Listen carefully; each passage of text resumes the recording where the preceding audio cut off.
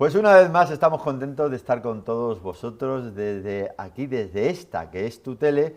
Vamos a hablar en esta ocasión de el hambre en el mundo. Y por supuesto hemos invitado a nuestro amigo el escritor Jesús Benítez para hablar de este tema, y posteriormente en la sección España Calidad vamos a tener con nosotros al doctor Akram Loubat, excepcional cardiólogo. Todo ello, como os digo, en un momento aquí en vuestro programa Se buscan locos por la cordura.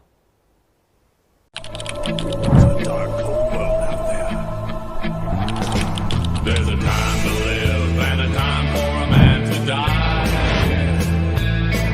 There are places for dead men in the earth and the sky.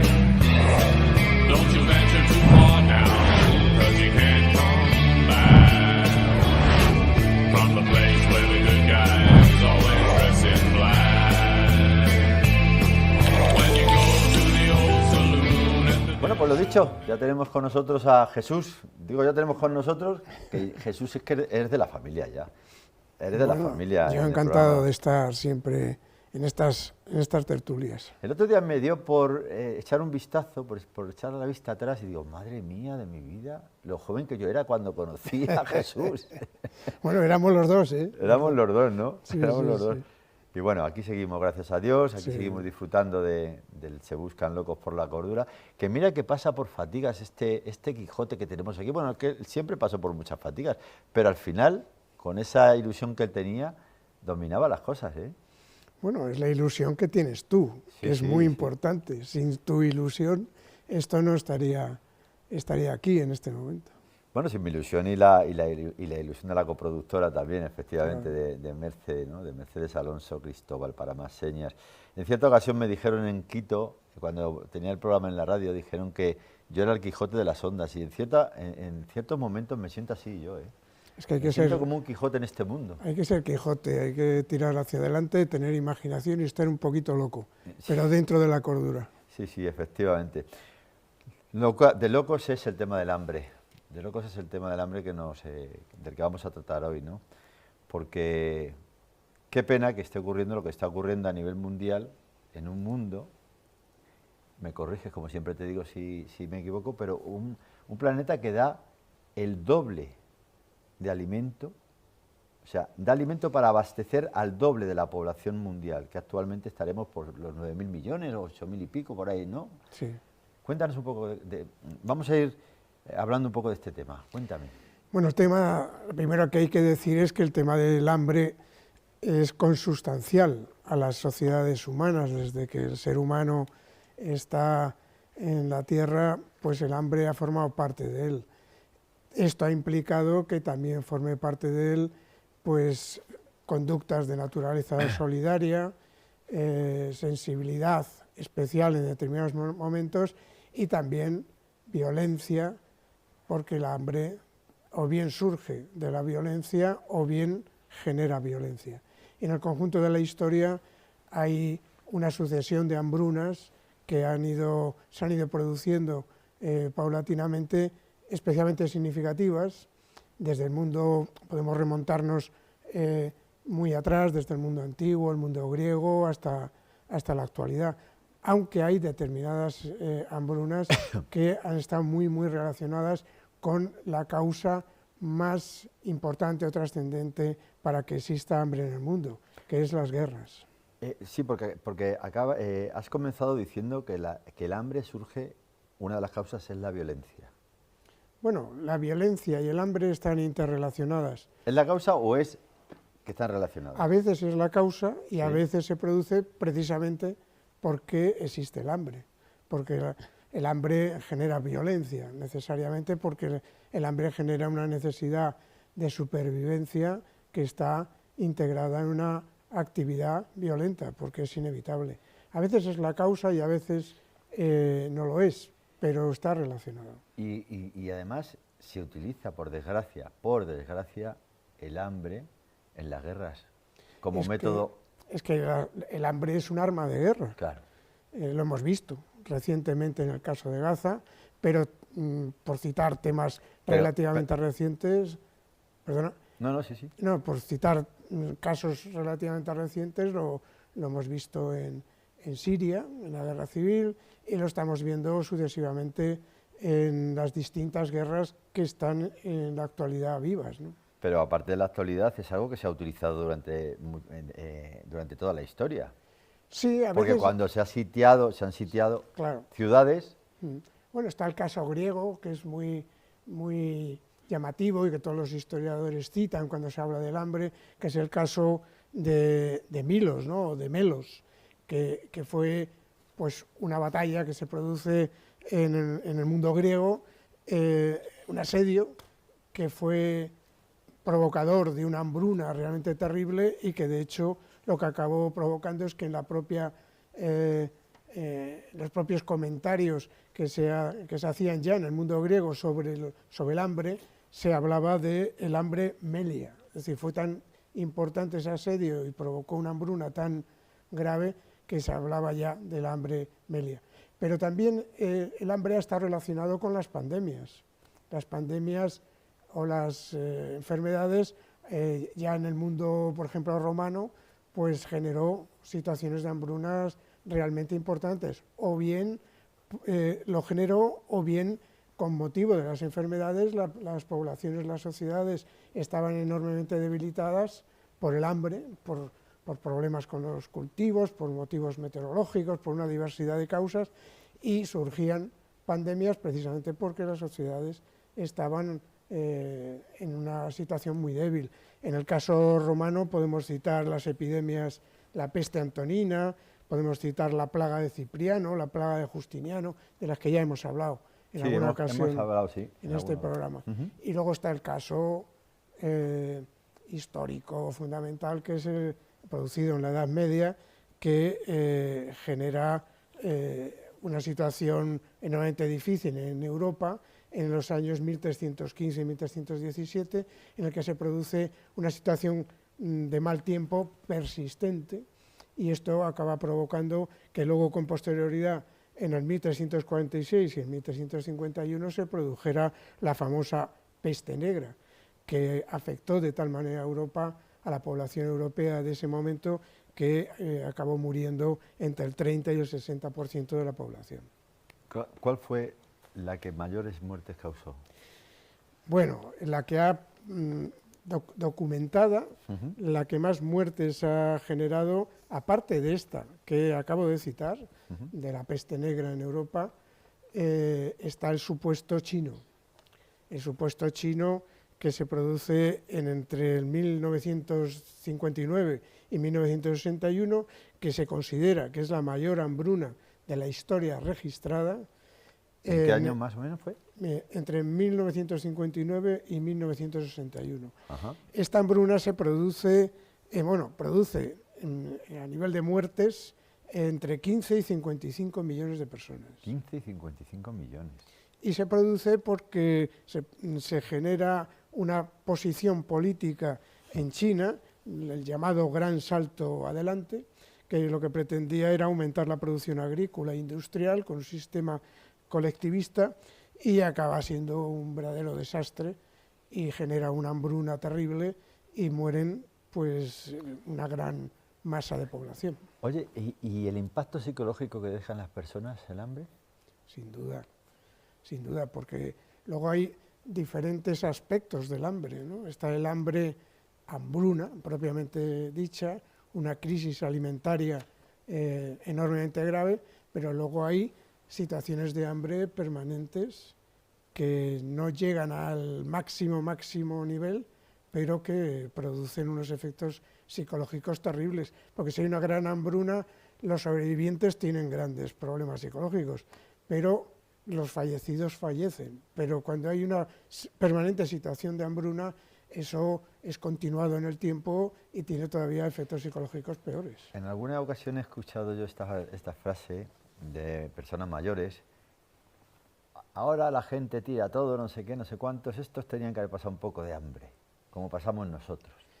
Bueno, una de las causas que se tienen en cuenta a la hora de valorar cuál es la situación de hambruna en el mundo es que en los estados o países en los que existe bonanza, como es el nuestro, se calcula que de la comida que se compra, el 40% se tira. Una barbaridad. El 40%. Eso te iba a decir, eso es para repetirlo. Que se tire el 40% de comida. Y luego hay unos datos que son terribles. Es decir, hay unos datos, ya no hablando bajo el punto de vista histórico, que podríamos citar otros muchos supuestos, como la gran hambruna en Irlanda, que se produce en 1845, o la que se deriva en Grecia, de la cual se habla muy poco, en la que el eje, de modo voluntario, potencia políticas de saqueo y genera una hambruna en Grecia. O sea que la política está ahí constante. Sí, sí, permanente. En las que estás comentando, en varias has comentado política, siempre está por ahí la política. Sí, sí, claro, claro. La política es la que genera las guerras también y la que genera una mala distribución de los alimentos. El único supuesto o causa de las hambrunas que no necesariamente tiene origen político, pero que la política también tiene influencia, porque no existen los adecuados medios para afrontarlas, son los de carácter natural, las causas climáticas, ¿no? Pero en la actualidad, ¿cuál es la situación? Porque claro, desde Occidente, nosotros que somos blanquitos, que estamos en Occidente y que estamos cómodos aquí, lo hemos dicho en algún programa, aquí sentados con nuestro vasito de agua, pero ¿qué pasa en el mundo? Pues voy a hacer referencia al Informe Nacional de Naciones Unidas, que se ha publicado este año, en el 2025, y que habla sobre el estado de seguridad alimentaria y nutrición en el mundo. Está haciendo referencia al 2024. Pues según este informe, existen en la actualidad 673 millones de personas que han padecido en el año 24 hambre, y de estas 673 millones de personas ha habido un incremento en África y en Asia. En el mundo estás hablando. Estoy hablando del mundo. 673 millones. 673 millones. Ajá. Esto representa el 8,2% de la población mundial. En el informe anterior del año 2023 había 713 millones y 753 millones. Y luego hay un análisis de previsión, con el cual se puede debatir mucho, que establece que para el año 2030 probablemente haya 512 millones de personas padeciendo hambre en el mundo. Es decir, teóricamente es que se reduzca algo, pero eso es enormemente relativo. Pero este mismo informe, al mismo tiempo, dice que 2.330 millones de personas padecieron inseguridad alimentaria moderada o grave en el transcurso del año 2023. Perdona un inciso. ¿Lo de moderada o grave, qué lo determina? Bueno, hay unos criterios basándose en una sistemática de cálculo del IPC. También hay unos criterios que lo dividen por fases. Entonces, las hambrunas de las que estábamos hablando hasta ahora son las que están en la quinta fase, que es la fase peor. Pero sí existen una serie de criterios. Hay una referencia a los datos, de tal manera que en este informe se habla también de que hay 295 millones de personas que se enfrentaron a la inseguridad alimentaria aguda en 2024, lo que representa en definitiva un aumento en relación al 2023. Por un lado se prevé que para el 2030 se va a producir una reducción, pero por otro lado también se está apreciando que hay un incremento. Luego está el caso de Gaza, que es un ejemplo que ha levantado las alertas en diferentes ámbitos. En el caso de Gaza, históricamente no ha habido ningún hecho de estas características que haya producido tanta hambre de un modo tan rápido y de un modo tan abrumador. O sea que se lleva por desgracia la palma en ese sentido. Sí, pero independientemente me atrevo a decir con todo el respeto, porque tengo que decirlo así, aparte del caso de Gaza, estamos dejando al margen el caso de Sudán, el caso de Yemen, el caso de Nigeria, el caso de Haití, que son enormemente terribles. Por lo tanto, pero que no se habla de ellos. Pero de ellos no se habla.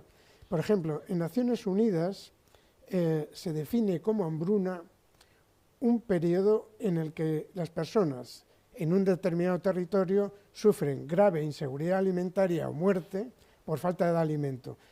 Y se determina un límite, de tal manera que ese déficit alimentario tiene que estar por debajo de las 1.800 calorías. A partir de ahí se empieza a considerar déficit alimentario. Claro. Las 1.800. 1.800. Pero hay otros parámetros, por eso te digo que hay sí. determinadas fórmulas. Hay 3 condiciones básicas. Una, por la que se establece que el 20% de la población de esa zona concreta sufra hambre extrema, el 20%. El 30% de los niños estén desnutridos o su delgadez en relación a su altura y edad sea desproporcionada. Y luego se tiene en cuenta un tercer parámetro, que es que haya 2 muertes al día por cada 10.000 adultos o 4 muertes cada 10.000 niños. Por lo tanto, estos son unos parámetros básicos. Hay otros a los que también hace referencia la FAO, que son diversos. Hay que decir que en la actualidad hasta 21.000 personas mueren de hambre diariamente en los contextos de conflicto. Y el 75% del hambre que se sufre en el mundo es consecuencia de contextos de conflicto. Oye, Jesús, estás dando datos muy interesantes. No recuerdo, en cierta ocasión leí, no sé si era que cada 3 segundos muere un niño o una persona en el mundo por hambre, más o menos. Lo que sí es cierto es que, claro, es que... Vivimos, en definitiva, vivimos en la época donde, como decía yo al principio, a pesar de que hay tanta cantidad de producción de alimentos del planeta, ¿vivimos en la época en la que más hambre existe o no? Proporcionalmente no. Proporcionalmente no. Porque esto es como, aunque el ejemplo, en fin, puede ser rebatido, debatido, pero está también acreditado. Si, por ejemplo, hablamos de la muerte que hubo con motivo de la llegada de Hernán Cortés a América, en la que se dice que murieron 56 millones de indígenas, eso es imposible porque en ese territorio no había más de 19 o 20 millones. Por lo tanto, eso es imposible. Si hablamos del 30% o el 60% de fallecidos en la Europa de la Edad Media con motivo de la peste negra, ¿de qué población estamos hablando? De una población significativamente inferior. Por eso, cuando yo soy el primero, cuando se dice que actualmente, proporcionalmente, se vive con menos hambre, es teniendo en cuenta esa proporcionalidad. Si no se toma en cuenta esa proporcionalidad, evidentemente hay muchísima más población, por lo tanto hay muchísimas más personas en la actualidad que padecen hambre. Sí, pero vuelvo a repetir, efectivamente, pero el planeta produce el doble de alimentos, es decir, para abastecer al doble de la población que vive en la Tierra. ¿Qué papel tienen las élites económicas en este aspecto? Fundamental. Actualmente hay que tener en cuenta, y cito un ejemplo ordinario, que a nivel de bolsa en el mundo, de los movimientos de la bolsa, mundo financiero, todos los años hay una determinada fecha en la que se decide cuál va a ser, es decir, me atrevo a decir, se decide si ese año va a haber más o menos hambre en el Cuerno de África. Y se decide en Estados Unidos en un despacho. O sea que esto es un negocio. Sí, claro. ¿El tema del hambre? Bueno, es un negocio, vamos a ver, los negocios generan hambre en muchas ocasiones. Esa es la realidad, porque lo que se pretende, vivimos en un mundo capitalizado, un mundo capitalista, neoliberal, y por lo tanto los deprimidos, los que están en situación vulnerable, cada vez están en situación más vulnerable. Y esa es la realidad. A esto le sumas los avances tecnológicos, que ya comentábamos en otra ocasión, que los avances tecnológicos al día de hoy no están generando más igualdad en el mundo, sino que lo que están generando es más desigualdad. Justo de eso te iba a hablar. Tanta tecnología que tenemos. ¿Cuál es el problema real? Yo creo que el problema real... Porque estamos hablando, y perdona que te corte, también lo hemos comentado en otros programas, estamos hablando de algo tan básico como es alimentarse. Y que ocurre durante toda la época de la humanidad, el hambre. Esto no es nuevo. Entonces, ¿cuál es el problema real de esto? El problema real se deriva de los intereses económico-financieros. Si estamos hablando de países que actualmente, por ejemplo, están en guerra y que tienen situaciones de hambruna terribles, si estamos hablando de países en los que el tema del hambre se utiliza como un arma, estamos hablando de países que tienen naturalmente productos de interés para los países ricos. Y los que realmente explotan esos países, o bien directamente o indirectamente, son las empresas y las industrias de los países ricos. Porque si se hace un repaso, utilizando a la FAO, si se hace un repaso de los países que se encuentran actualmente en situación de hambruna derivados de los conflictos, está el caso de Palestina, que tiene los intereses que tiene una base económica, está el caso de Sudán, el de Sudán del Sur, el de Haití, el de Mali, el de Yemen, el de la República Democrática del Congo, el de Myanmar, el de Nigeria, el de Burkina Faso, el de Chad, el de Somalia, el de Siria, el de Bangladesh y Etiopía. Solamente, casi nada. Claro, casi nada en un momento lo que acabas de decir. Lo que acabo de decir. Casi nada. Claro, en el caso de Nigeria, por ejemplo, 31,8 millones de personas pasan hambre, que es la mitad de la población o más de la mitad. En el caso de Bangladesh y Etiopía, donde a nivel nacional pasan hambre 22 millones, que es también la mitad de la población. Todos estos países, haces un análisis de sus productos naturales, su minería, sus y es productos, alucinante. ¿Y quién está explotando todos esos grandes esas beneficios? Riquezas. Claro, ¿quién no está explotando? Esas riquezas. ¿Por qué Occidente vivimos tan bien? Porque es que vivimos con una diferencia de nivel de vida gigantesca en relación a todos estos países. La realidad es que el tema económico-financiero está total y absolutamente detrás. Bueno, Jesús, nos queda un minuto nada más, el tiempo vuela. Yo sé que tú te preparas mucho cada programa, porque lo tengo clarísimo, pero bueno, el tiempo no lo puedo controlar yo, ¿qué más quisiera, no? Es que es un tema muy como muchos especial. temas que tocamos. Es que nos metemos en cada tema, que si el hambre, que si la guerra, que si tal, pero temas que es necesario tocar, Jesús, ¿cuál es la solución desde tu punto de vista a un planeta que, vuelvo a repetir, sé que soy reiterativo, produce el doble de alimento y la gente está muriendo de hambre? Hombre, hay una serie de soluciones que se reiteran una y otra vez. Unas son concretas, específicas con relación a los territorios, pero hay una que es muy importante, que es que realmente la población de Occidente considere que el hambre es un objetivo común, y eso no está ocurriendo. Eso no está ocurriendo. Estamos muy alejados de tener verdadera sensibilidad a la hambre que hay en el mundo. Esa es la verdad. Luego hay otra serie de medidas, evidentemente, garantizar el acceso a la ayuda humanitaria. Doy solamente un ejemplo si me da tiempo. El caso de Trump. Trump, cuando tomó el gobierno y suprimió las ayudas internacionales. La supresión de esas ayudas tiene una repercusión sustancial. La mayor ayuda al hambre existente en el mundo la daba Estados Unidos. En los últimos 20 años ha salvado al menos 90 millones de personas. Lo que se prevé con esta supresión es que morirán de aquí al 2030 entre 14 y 15 o 20, ese margen de personas por hambre derivado de no recibir esas ayudas. 14 o 30 millones de personas de aquí al 2030. De aquí al 2030.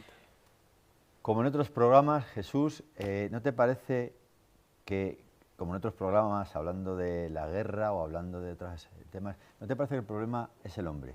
Sí, claro. Bueno, Jesús, muchísimas gracias, mi amigo. Muchísimas gracias por estar aquí una vez más, por venir, incluso que sé que no te encontrabas muy bien, pero ahí has estado, para tratar de eso de que, en fin, desde mi punto de vista, el problema es el hombre. desde el punto de vista de mi amigo, bueno, en otra ocasión nos lo cuenta. Gracias, Jesús. A ti, a vosotros. Y bueno, vamos a un corte publicitario y seguimos luego con nuestra entrevista con el doctor Akram Loubat, aquí en Se Buscan Locos por la Cordura.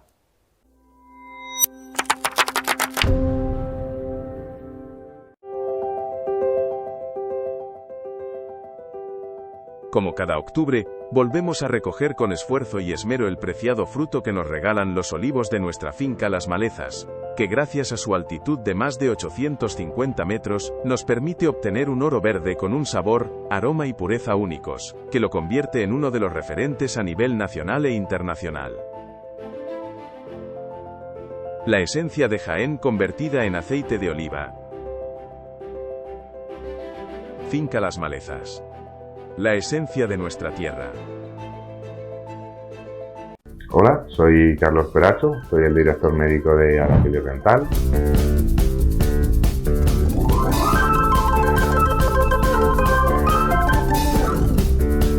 Tengo 15 años de experiencia en rehabilitación oral, también soy experto en medicina dental del sueño.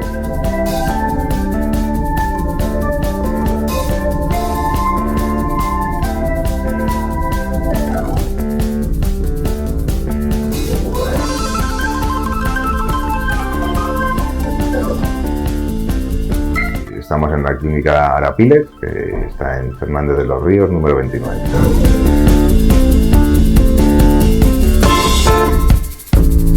¿Sabes quién eres realmente? En un mundo lleno de metodologías que prometen el éxito, hay una cuestión fundamental que muchos están pasando por alto. Y esta es, ¿quién eres tú realmente? Nos dicen que con solo proponernos metas y formarnos para alcanzarlos, podremos conseguirlo. Y quiero decirte hoy que eso es mentira. Porque, ¿qué ocurre si no sabes ni quién eres ni hacia dónde vas? En nuestro servicio de coaching y consultoría somos expertos en ayudar a las personas a alcanzar sus metas de verdad. Porque es cierto que puedes conseguirlo, sin embargo, no será al 100%.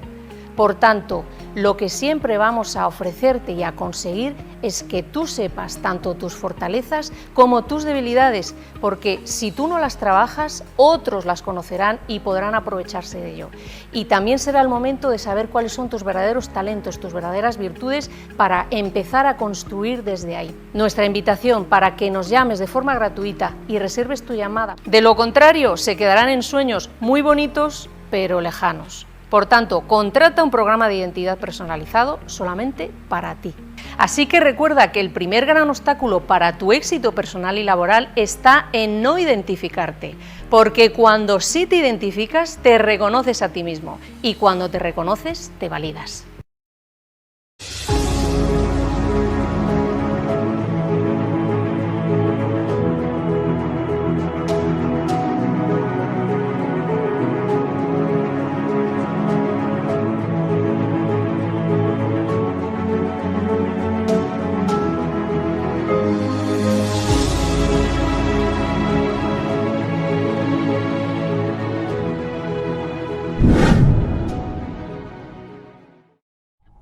Locos. Locos. O cuerdos. ¿Qué sentido tiene? Aquí solo se buscan respuestas. Desde el año 2015 se buscan locos por la cordura. Se buscan locos por la cordura. En nuestro canal de YouTube y para todo el mundo. Suscríbete y no te lo pierdas. Un programa presentado por José Macías. Suscríbete y no te lo pierdas.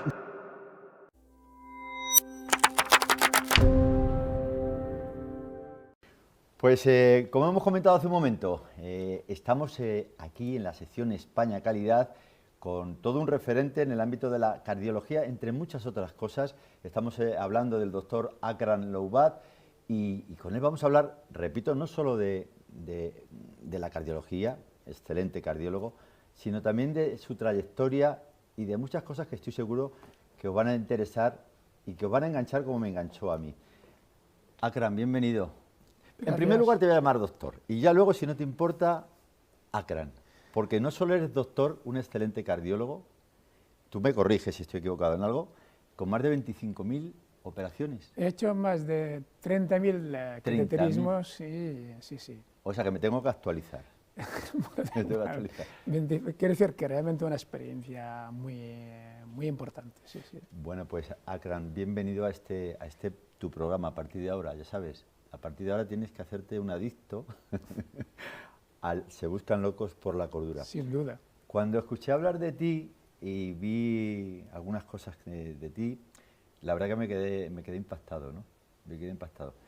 A mí, como el título del programa dice, se trata de buscar gente que dentro de este mundo de locura abogue por la cordura, que cada vez es más difícil, ¿verdad, Akram? Es muy difícil, pero bueno, la verdad es que aunque seamos pocos, pero hay que luchar, no hay que perder la esperanza. Yo creo que hay mucha gente, mira, nosotros que al crear nuestra fundación, he visto gente que me ha sorprendido muy agradablemente. Ha sido una aventura y está siendo una aventura muy atractiva descubrir gente que son verdaderos santos. Yo, durante el genocidio de Gaza, pacientes míos me abrazaban llorando. Gente que me preguntaba, me llamaba, y esto, no sé, me di cuenta que hay gente extraordinaria. Que es verdad también, gente que son unos monstruos, pero la mayoría de la gente, en el fondo, es muy buena gente. Otra cosa son los gobernantes. Totalmente de acuerdo contigo. Sobre esto de los gobernantes habría para hablar largo y tendido. Vamos a ir poquito a poco porque tenemos mucho de qué hablar contigo. Tenemos que comenzar diciendo que tú naces en Palestina. Así es. En Gaza. Así Muy bien. es. Y desde pequeñito, quiero que vayamos desgranando poco a poco tu historia, ¿no? Llegas aquí a España, te haces cardiólogo, etcétera, pero mucho antes de eso, cuéntanos la cantidad de obstáculos por los que has tenido que pasar. Bueno, la verdad es que si te digo que yo nací en Gaza, pero en realidad mis padres, o sea que la población de Gaza, el 70-80% de ellos son refugiados ya refugiados ante el genocidio actual, porque la mayoría fueron expulsados de sus tierras, tú sabes, tras la creación del Estado de Israel, en el 1948, 2/3 partes de la población palestina fueron expulsados de sus tierras y muchos se fueron a Gaza, a Cisjordania, se fueron a Jordania, se fueron a países árabes, Siria, Líbano, a Europa, y todos se volvieron en refugiados. Entonces, mi familia fue expulsada. Por ejemplo, mis padres tenían una casa con 2 plantas en una ciudad que se llama Al-Majd o Asqalán, que está a 21 kilómetros de lo que es la franja de Gaza, y fueron ahí con tiendas de campaña, dejaron su casa, 2 plantas, y mis hermanos, somos 10 hermanos, 2 de mis hermanos nacieron ahí. Entonces, volvimos a empezar desde cero, como la mayoría de la gente que sus padres fueron todos expulsados, o sea, los de Gaza éramos refugiados, son refugiados, y mi familia es refugiada. Entonces, ya éramos pobres, pero es que además, nosotros que éramos 10 hermanos, muchos hermanos de familia numerosa, mi padre murió cuando yo tenía 6 años. Y era el hijo número 8, y tenía por debajo de mí un hermano de 4 años, y una hermana de 2 años. Mi madre de repente se encontró con que tenía que cuidar a 10 hijos y sin ningún apoyo. Éramos pobres entre los pobres y además huérfanos. Así que de repente despiertas, dejas de ser niño. Entonces nos pusimos a trabajar todos, a estudiar y a trabajar. Dejas de ser niño con 6 años. Absolutamente. O sea, yo con 6 años iba, por ejemplo, los 3 meses de verano, los dedicaba a vender altramuces. Desde la mañana hasta la tarde, hasta la noche.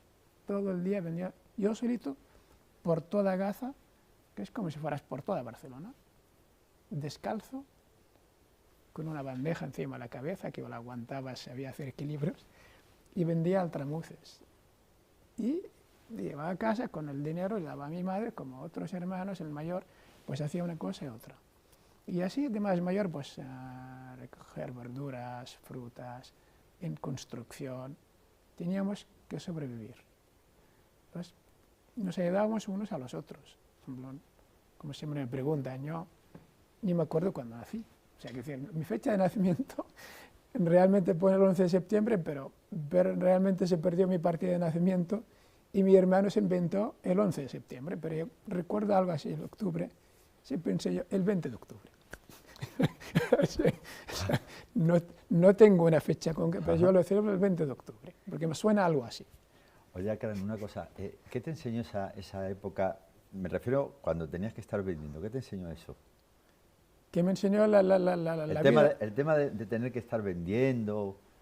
Pues bueno, te das cuenta, hombre, tienes que espabilarte por narices, tienes que sobrevivir. Nunca tiene un regalo, la ropa, nunca he comprado ropa, la ropa se heredaba del mayor al pequeño. Te haces adulto, te haces una persona que quieres ganar dinero, que quieres ayudar a tu madre, quieres contribuir. Y pues es una vida de muchos obstáculos, pero yo tenía mucha sensibilidad siempre, mucha sensibilidad.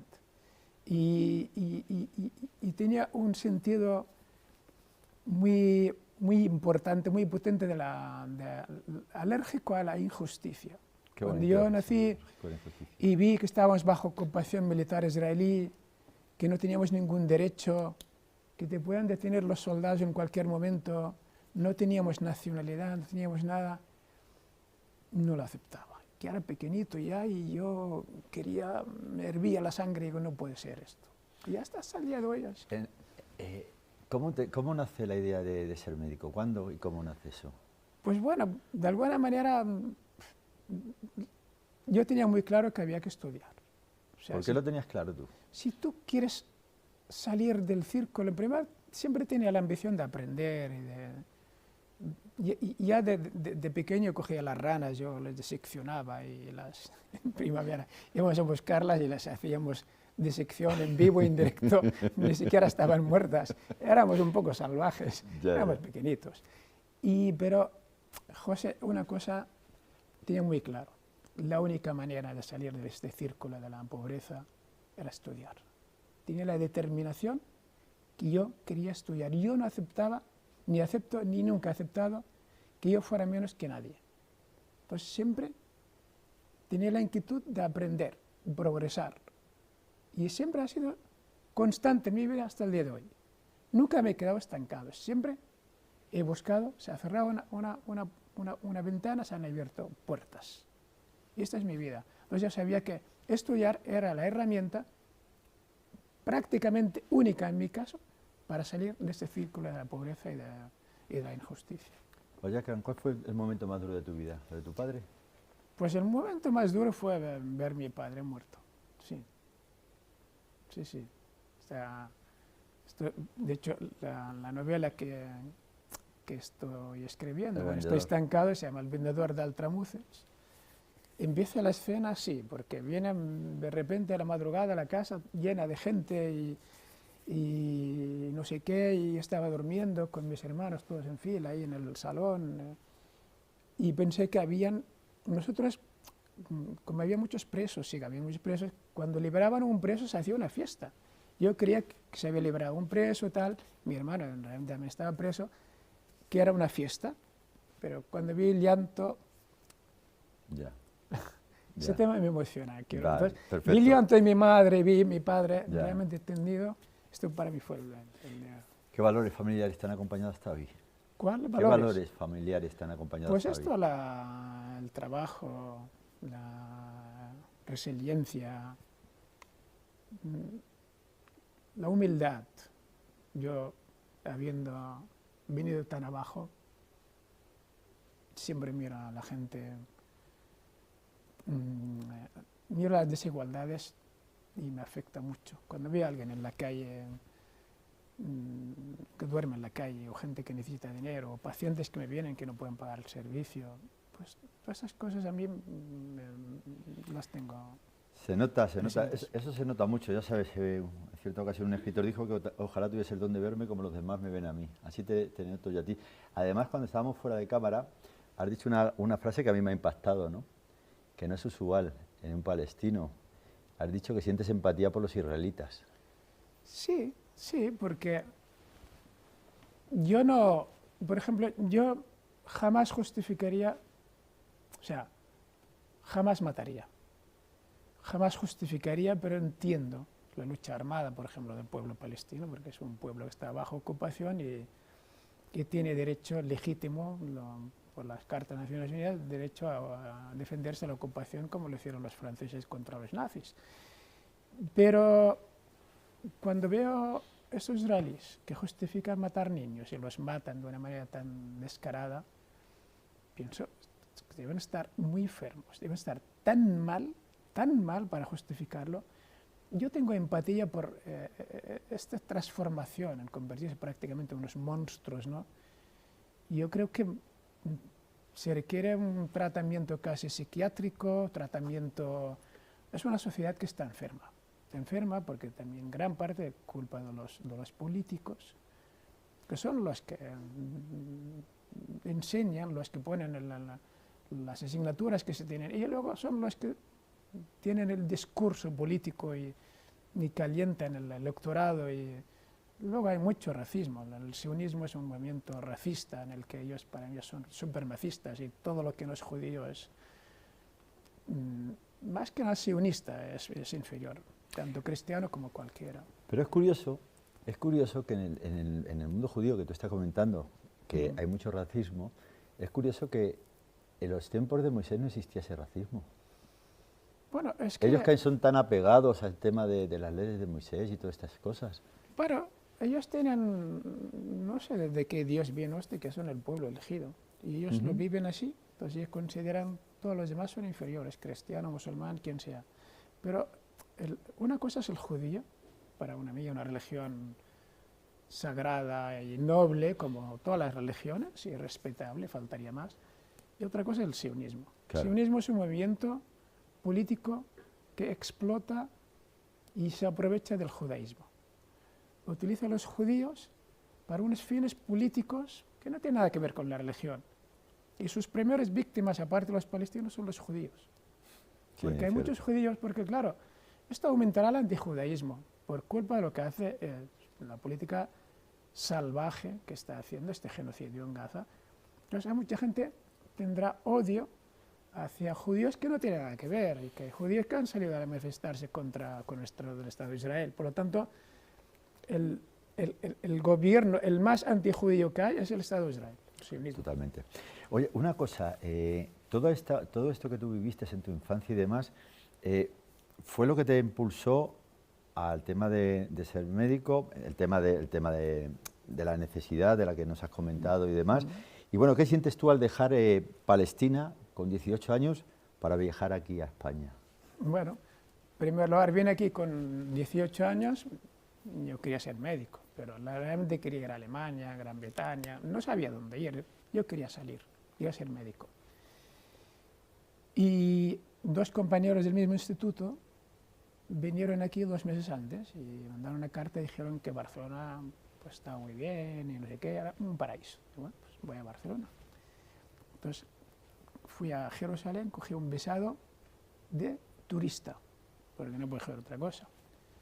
Y un documento de viaje, no un pasaporte, documento de viaje que caduca al año, todavía conservo, con nacionalidad indefinida. Porque para Israel ni somos palestinos ni somos israelíes, nacionalidad indefinida. Y me vine aquí con nacionalidad indefinida y no sabía hablar ni una palabra en castellano, y quería ser médico, y que llevaba $300 o 200, no me acuerdo. Y bueno, realmente ahora que lo pienso, digo, es que más que valiente fue inconsciente. Digo, bueno, ¿cómo va a ser médico? Y además llegas ahí y resulta que hablan catalán, además. Y bueno, ¿y ahora qué hago? Catalán, castellano, bueno. Entonces, llegué ahí, pues la verdad es que fui a casa de unos compañeros, luego compartir piso, empecé para hablar castellano, empecé a compartir piso con gente de ahí, fui a la Universidad de Farmacia, para ver cómo, no tenía ni idea del castellano, pero ya me ponía ahí como si, y no sabía nada, pero veía cómo lo hacía. Y luego recuerdo, claro, que yo no tenía residencia, se caducaba, y estuve como 1 año sin permiso, y digo, bueno, y ahora que entonces yo recuerdo el peluquero mío, es que está hablando muchos años, el peluquero mío, que era Iranzo, digo, oye, es que tengo este problema y ahora si no, soy ilegal.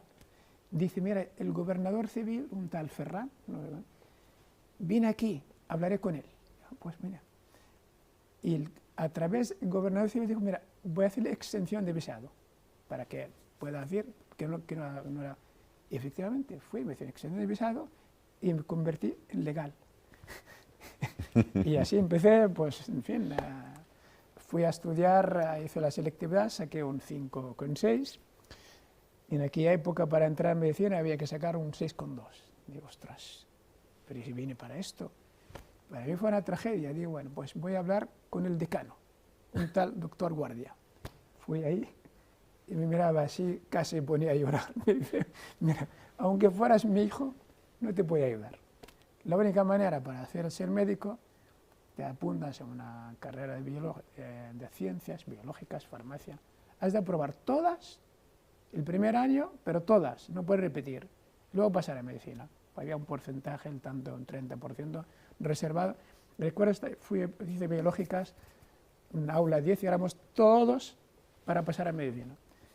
Y éramos pocos que pasamos y tuve suerte, la verdad es que pasé a medicina. Y así pues, apunté a medicina y luego en la universidad iba por la mañana y por la noche trabajaba en un parking para ganar dinero. Para ganar dinero. Entonces, así fue mi vida en este sentido. Muy bien, vamos a hacer un corte publicitario y seguimos, por supuesto, charlando contigo. Y como siempre os digo, sin la publicidad olvidar, pues no solo de pan vive el hombre, aunque sin él tampoco mucho puede durar. Corte publicitario y seguimos aquí en el Se Buscan Locos por la Cordura con nuestro amigo el doctor Akram Loubaz.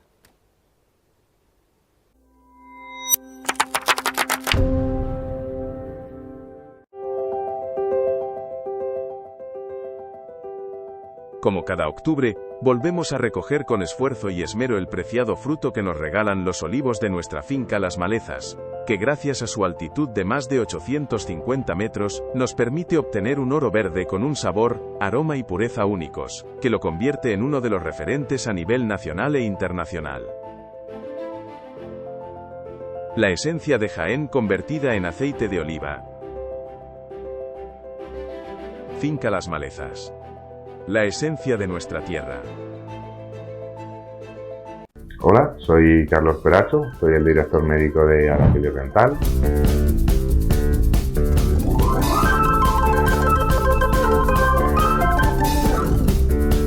Tengo 15 años de experiencia en rehabilitación oral, también soy experto en medicina dental del sueño.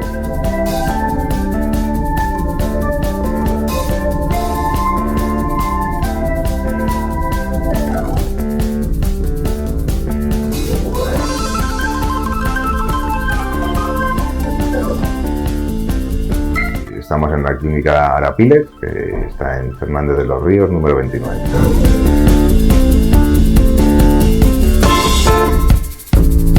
¿Sabes quién eres realmente? En un mundo lleno de metodologías que prometen el éxito, hay una cuestión fundamental que muchos están pasando por alto. Y esta es, ¿quién eres tú realmente? Nos dicen que con solo proponernos metas y formarnos para alcanzarlos, podremos conseguirlo. Y quiero decirte hoy que eso es mentira. Porque, ¿qué ocurre si no sabes ni quién eres ni hacia dónde vas? En nuestro servicio de coaching y consultoría somos expertos en ayudar a las personas a alcanzar sus metas de verdad. Porque es cierto que puedes conseguirlo, sin embargo, no será al 100%. Por tanto, lo que siempre vamos a ofrecerte y a conseguir es que tú sepas tanto tus fortalezas como tus debilidades, porque si tú no las trabajas, otros las conocerán y podrán aprovecharse de ello. Y también será el momento de saber cuáles son tus verdaderos talentos, tus verdaderas virtudes, para empezar a construir desde ahí. Nuestra invitación para que nos llames de forma gratuita y reserves tu llamada. De lo contrario, se quedarán en sueños muy bonitos, pero lejanos. Por tanto, contrata un programa de identidad personalizado solamente para ti. Así que recuerda que el primer gran obstáculo para tu éxito personal y laboral está en no identificarte, porque cuando sí te identificas, te reconoces a ti mismo, y cuando te reconoces, te validas.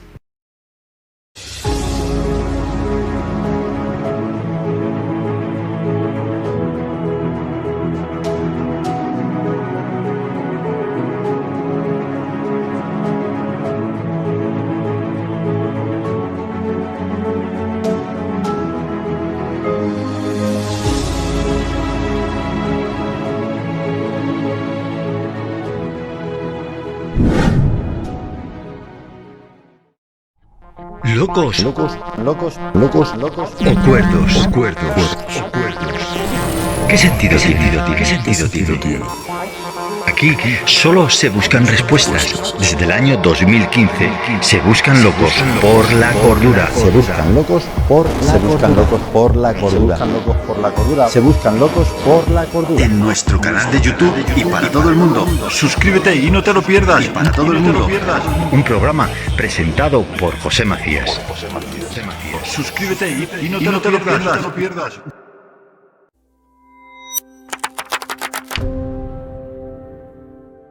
Pues seguimos con esta interesante entrevista con el doctor Akram Loubat y bueno, estamos hablando de cómo llegas al final a todo esto hasta el momento de hacerte médico. Pero realmente, ¿por qué te decantas por la cardiología? ¿Cuál fue el motivo? Bueno, la cardiología es fascinante. Hombre, Totalmente. El corazón, yo siempre digo, el corazón es más inteligente que el cerebro. El corazón tiene sus neuronas y es... A ver un momento lo que acabas de decir. ¿El corazón es más inteligente que el cerebro? Sí. ¿Y más traicionero o no? También, si no lo sabes controlar, claro que sí, es lógico. Tú estás hablando de otro Sí, ámbito, sí, efectivamente. Sí. Y para mí es una especialidad donde tú realmente es tan importante en que lleva la vida. Quiero decir que las enfermedades cardíacas son la primera causa de mortalidad. Luego hay muchas subespecialidades, como lo que yo hago es la cardiología intervencionista. Tú operas a un paciente estando despierto. Pones un catéter ahí, vas a las arterias, le pones un stent y el paciente está entre la vida y la muerte y él no lo sabe, y estás ahí operando y el paciente está tumbadito y mirando las imágenes. Él no lo sabe, pero tú sí lo sabes. Yo sí que lo sé. Y cómo, a mí me ha fascinado siempre mucho este asunto, ¿no? ¿Cómo puedes llegar a tener, por decirlo de alguna forma, la vida de una persona en vuestras manos y tener esa, lógicamente, la profesionalidad, etcétera, etcétera? Pero ¿cómo controláis ahí ese momento? Mira, yo, como hago meditación, para mí es como estar meditando. O sea, estás absolutamente concentración absoluta.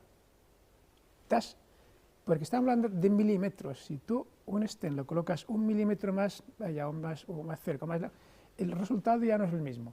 Pues tienes que estar absolutamente concentrado y no pues solo pensando en esto y nada más. Y además, por mi experiencia, cuando ocurre una complicación es como que el cerebro con rapidez piensa en la idea más inteligente y más correcta. Cuando has de actuar ya y solo tienes 3 segundos para actuar, casi siempre el cerebro escoge el camino más correcto. Lo cual es decir que la rapidez empuja al cerebro a ser más inteligente y buscar el camino más correcto. Y para mí es apasionante. Estoy seguro que el nivel de adrenalina que a veces que uno es estar adicto a esto, a la adrenalina, ¿no? Cada paciente es un mundo y dices, mira, a ver, ¿qué voy a encontrar? Ese paciente tiene dolor torácico y no sé qué y tal, y tú no sabes cómo está por dentro. Puede ser en las coronarias normales o estar absolutamente fatal.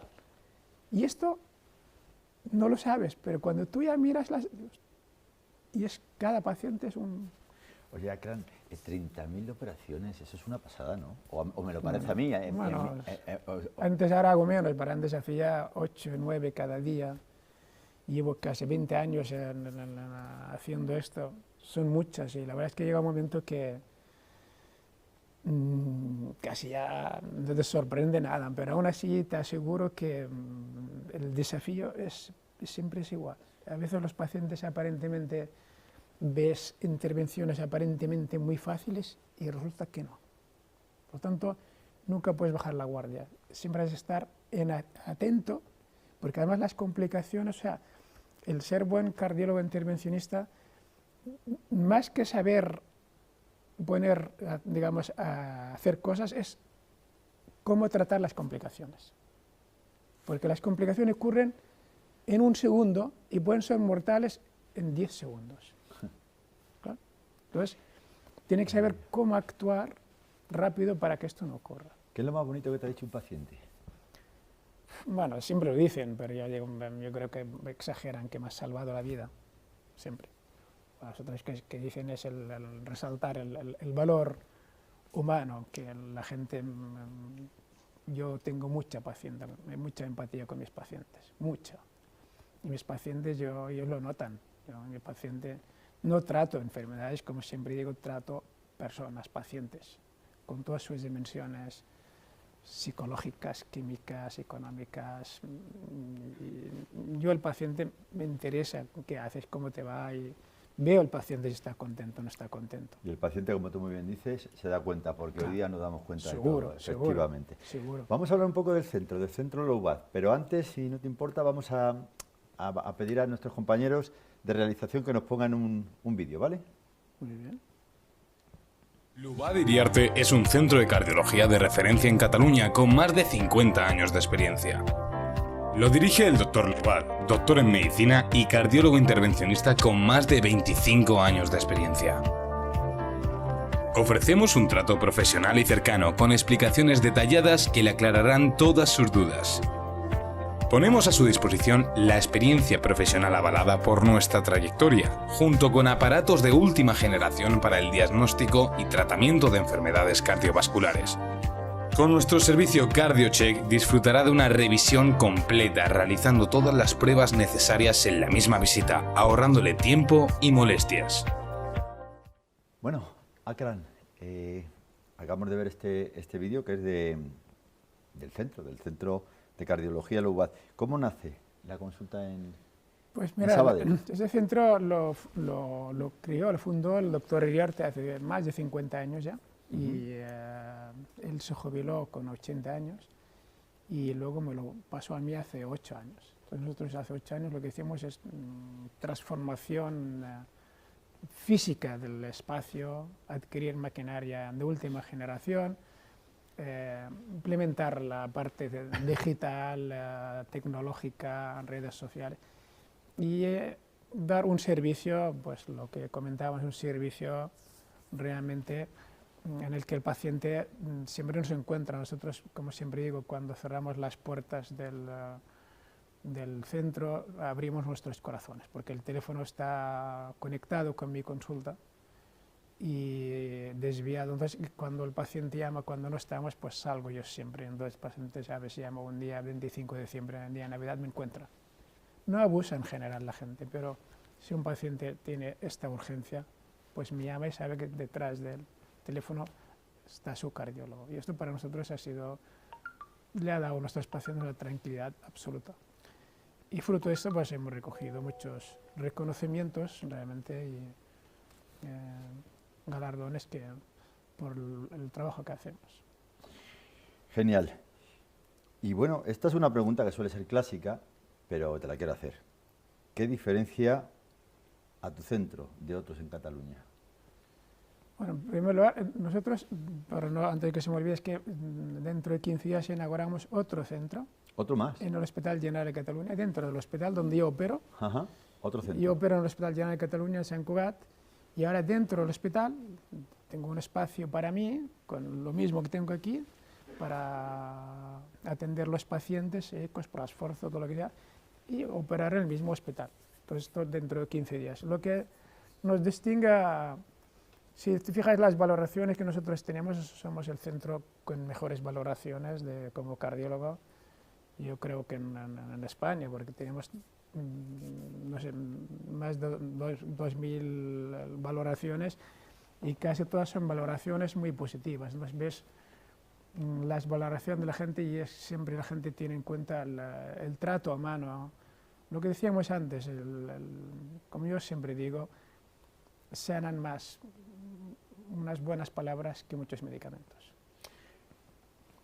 En el tema de la innovación, ¿qué papel juega para ti?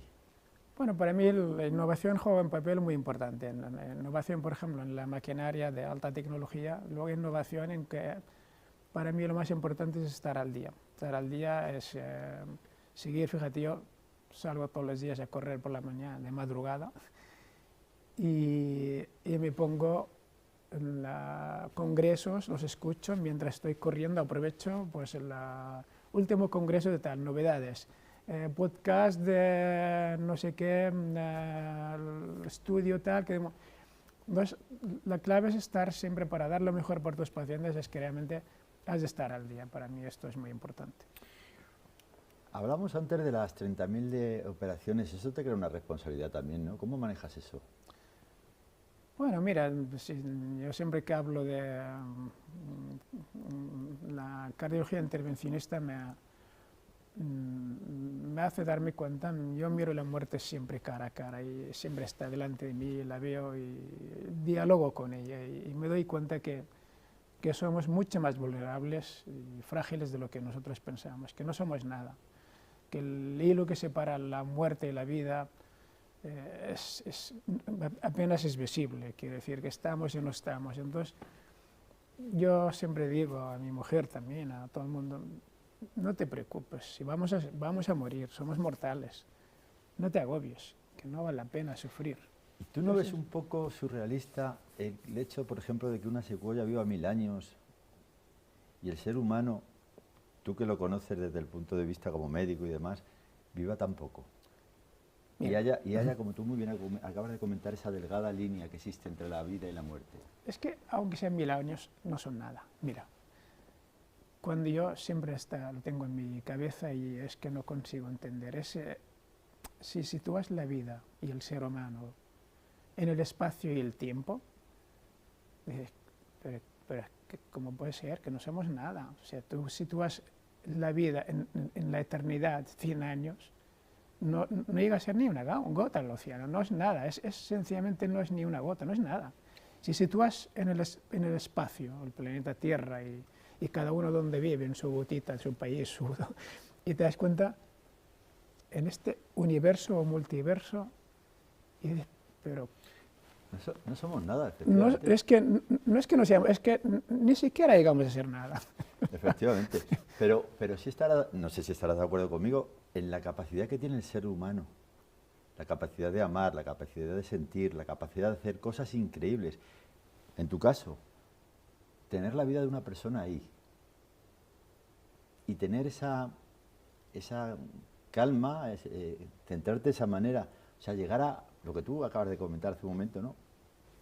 Abrir a una persona, que esa persona está entre la vida y la muerte, y que eso esté en tus manos, y que tú consigas que esa persona siga adelante. O sea, la capacidad del ser humano, a mí, lo que te trato de decir es que me fascina. Somos capaces de hacer cosas totalmente increíbles, y sin embargo, ¿por qué es tan corta esa vida? Como tú estás diciendo. Bueno, es una pregunta curiosa. Es una pregunta filosófica. Sí. Es como decir, bueno, un creyente te dirá que la vida, Dios y tal. Igual. Yo, como no soy creyente, yo... ¿No eres creyente? No soy creyente. ¿Siempre pensaste así o es a raíz de lo que ocurrió en tu infancia? Yo creo infancia? Que cuando murió mi padre, yo era muy creyente y siempre obsesionaba con la religión y ya de muy pequeño tenía esta conciencia, pero yo... salía, miraba al techo, las estrellas y hablaba con Dios del por qué sigo a mi padre y tal. Y ver tanta injusticia me hizo pensar que creer en un Dios malo no parecía factible. Así que pensé, no me encaja que pueda haber un Dios con tanta injusticia, tanta desigualdad, que permita que ocurran. Bueno, te dirán otro creyente que es el hombre y tal, pero él creó el hombre, a su semejanza. Y, bueno, en fin, es un tema religioso que yo tengo un respeto absoluto. De hecho, me encantaría ser creyente. La vida es mucho más fácil que te digan te vas al cielo y estas cosas. ¿Y no crees, por supuesto, porque lógicamente cada uno, como tú bien dices, respeta? Yo particularmente creo que la religión es la causante del mayor derramamiento de sangre de la historia de la humanidad y sigue siendo. Correcto. Sigue siendo. Pero ¿no crees tú, te digo como doctor, ¿no?, que eres, que estás acostumbrado a ver, porque el corazón tiene que ser una máquina maravillosa, es un motor que, permíteme que lo trate como un motor, porque al fin y al cabo es un motor. Es un motor. Sí, es un motor. ¿Cuántos latidos da al año ese motor? Calcula 70 por minuto, pues no sé cuántos millones, no me acuerdo ahora, pero son muchos millones. Son muchísimos, no para, ¿no? ¿Qué te fascina a ti del corazón? Pues que me fascina el corazón todo, no sé, tú imagínate la red eléctrica que tiene el corazón y Cómo, digamos, de un punto pequeñito en la aurícula derecha sale el estímulo, el generador de marcapasos, que luego pasa por otro nódulo, luego por unas redes, y que esto hace que realmente el corazón se contraiga. Y luego el corazón emite energía. Creo que hay un campo energético a unos 2 metros en el que tú puedes realmente sincronizar tu corazón con la otra persona. El corazón tiene neuronas también. El corazón es un órgano inteligente. El corazón es, no sé. Y ese órgano inteligente que tú acabas de llamar, ese órgano que emite esos latidos durante no sé cuántos miles y miles de latidos durante toda la... ¿Crees que eso ha sido una casualidad, ha sido un diseño? ¿Cómo interpretas tú eso? Hombre, si miras, tú que estás constantemente... Mira, si ves por ejemplo, Einstein decía que Dios no juega a los dados. El azar no existe, decía así. Sí, es que, ¿sabes? Los físicos, por ejemplo, hay algunos que son creyentes. Es que cuando ves tanta perfección... A eso voy. Y dices esas leyes físicas, ¿cómo puede ser? Tiene que haber algo. Pero luego también piensas... ¿Por qué? Vamos a ver. Tanto sistema, tanto universo o multiverso para una gotita que se llama planeta Tierra en un único sistema solar y que haya vida aquí, y qué sentido tiene todo lo demás. Entonces, yo pienso, desde mi punto de vista, lo más probable es que fuéramos una casualidad. No una, serían millones de Bueno, casualidades. Claro, se supone que tiene que haber más vidas en otros, pero al menos aquí se han creado unas condiciones especiales y que hubo vida y que empezó desde la ameba, yo qué sé, llegamos hasta aquí, pero todas son hipótesis. Evidentemente un creyente lo tiene más fácil. Pero aparte de la creencia, y sin meternos mucho más en estos temas, porque me interesa también hablar contigo ahora también de la fundación, antes que se nos vaya el tiempo. Ah, claro. Lo que está claro a día de hoy es que de la nada no surge nada, ¿no? No. Eso está claro. No. ¿No está claro? Está claro, sí, sí. Vale. Claro que Entonces, haber una creación, algo que crea las cosas. Cuando te pones a meditar, tú que te gusta meditar mucho, a mí también me encanta la meditación, y dices, a ver, ¿por qué el sol está justo en ese lugar, en un universo? Para que llegue la luz precisa, el calor preciso. No solo para eso, sino para que disfrutemos, porque a los que sí creemos en Dios, y respetamos, por supuesto, las opiniones de todo el mundo, yo creo que no solo estamos aquí para vivir, sino para disfrutar de la vida. Bueno, es evidente. El sentido de la vida es que seas feliz. Eso es. En fin, no vamos a seguir, porque entonces necesitaríamos 5 programas para hablar de este tema, que a lo mejor algún día te vuelva a molestar para hablar solo de eso.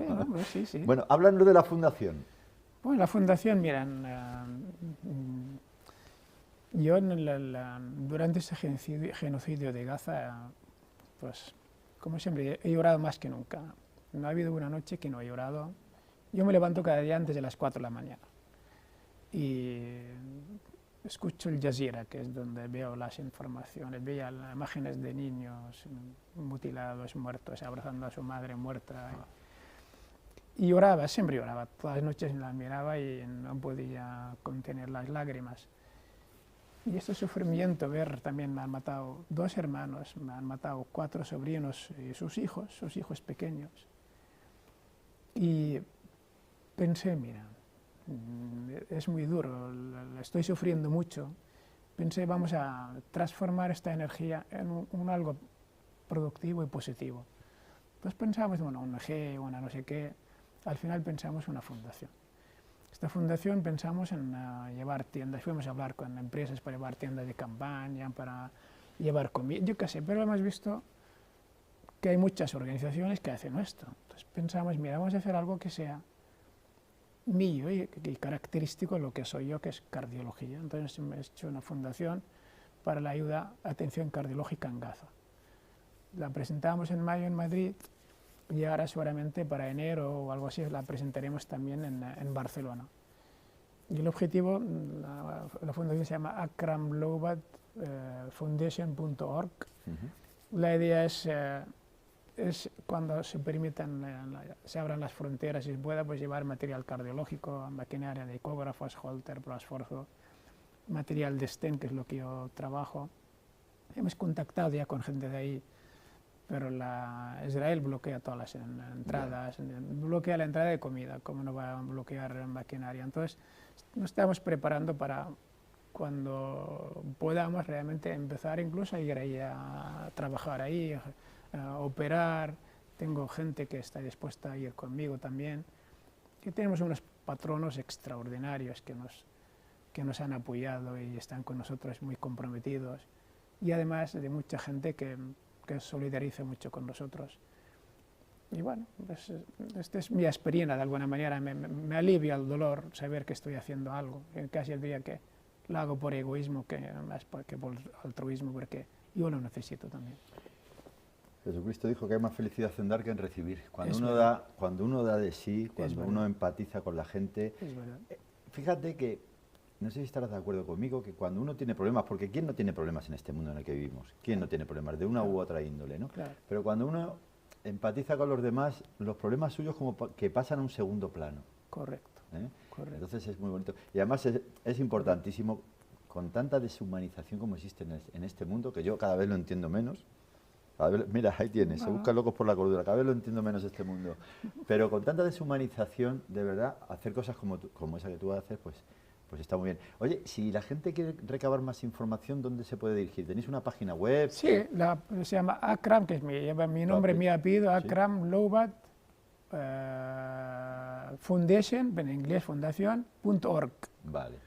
Y de todos modos, si alguien pone en el Google mi nombre, Akram Loubat, ya aparece. Sale información sobre mí, pero también sale sobre la fundación, porque hemos hecho muchas entrevistas también en la cadena SER, en la tele, y hay mucha información. Solo poniendo mi nombre ya sale en algún sitio la página de la fundación. Oye, sí. Akram, hemos hablado un poco de cosas muy tristes, tal y cual, pero quiero también que me digas cuál fue el momento más alegre, o cuál ha sido el momento más alegre de tu vida. Yo sé que está tu esposa aquí al lado, bueno. Mayra, que tenemos que decir también que nos ha ayudado muchísimo con todo este tema de la entrevista, ¿no? Pero bueno, ¿cuál fue el momento más alegre de tu vida? Bueno, son muchos, pero por ejemplo, mira, estando aquí mi mujer no es porque esté ella, pero cuando yo la conocí, que era de casualidad también, no sabía para nada que íbamos a estar 30 años juntos. Y ahora pienso que ha sido de lo mejor que me ha pasado en la vida haberla conocido. Y luego mis hijos, el nacimiento de mis hijos, que ellos me han dado todo. Ellos, mi familia es mi vida. Y luego, pues, momentos muy felices, pues yo diría que esos son los más importantes que han sido en mi vida. Muy bien, Akram, pues muchísimas gracias por venir desde Barcelona hasta Madrid. Encantados. Con tu esposa, con Mayra, y acompañarnos en esta búsqueda de la cordura, en este mundo de locura. Estoy seguro que vas a seguir teniendo los éxitos que te mereces en tu vida personal, porque uno recoge lo que siembra. Absolutamente, uno recoge lo que siembra. Es muy difícil sembrar una patata y recoger una manzana, ¿verdad? Es verdad. Y al final todo lo que uno hace, o sea, que decir, yo no creo en la suerte, pero sí que creo que la persistencia, la perseverancia y la ilusión te lleva a conseguir tus objetivos. Y siempre digo, para tener suerte has de trabajar muy duro, para estar muy cerca de la suerte para que te toque. Porque si no, estás muy lejos y no te va a tocar. Creo que fue Picasso el que dijo que las hadas me cojan trabajando. Correcto. Sí, lo dijo Picasso, sí. Así es. Es así, no viene de nada. Que viendo juegas en la primitiva, uno de cada X millones le tocará. Pero no puedes pensar, voy a jugar a la primitiva. No, esto no es. Hay que buscarlo, hay que insistir y efectivamente hay que ser resiliente. Correcto. Akram, muchísimas gracias por habernos acompañado. Y ya sabes dónde está tu programa. Gracias a ti por darme la oportunidad de expresarme y compartir este momento tan agradable. Bueno, nos tenemos que despedir. Si Dios lo permite, nos volvemos a encontrar aquí en otra ocasión, en otra nueva edición, en vuestro espacio, en vuestro programa. Se buscan locos. Eso sí, por la cordura. Chao.